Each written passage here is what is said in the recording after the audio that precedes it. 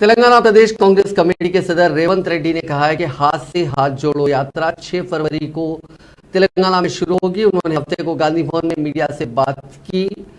इससे खबर गांधी भवन में आज एक तौसी इजलास कांग्रेस के सभी कायदीन का मुनक्किद हुआ था, जिसमें मुख्तलिफ उमूर पर बातचीत हुई।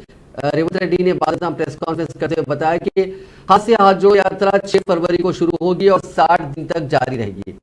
ये पदयात्रा भद्राचलम, महबूबनगर या आदिलाबाद से शुरू होने का इम्कान है। राहुल गांधी कन्याकुमारी से कश्मीर तक 150 दिनों के लिए 3500 किलोमीटर का सफर कर रहे हैं। उन्होंने बीजेपी की साजिशों को नाकाम बनाने के लिए भारत जोड़ो यात्रा शुरू की थी।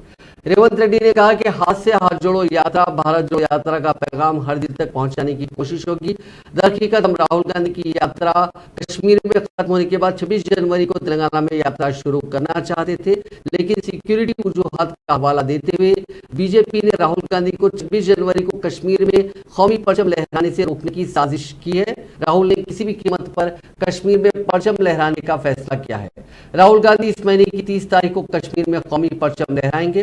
तेलंगाना के अहम कायदीन इस प्रोग्राम के इख्तितामी इजलास में शिरकत करेंगे। इसके बाद 1 फरवरी को मरकजी बजट पेश होगा, 3 फरवरी को रियासती असेंबली इजलास शुरू हो रहा है और 5 फरवरी को रियासती बजट पेश होगा। इसी के पेश नज़र तेलंगाना कांग्रेस ने 6 फरवरी से हाथ जोड़ो मुहिम शुरू करने का फैसला किया है।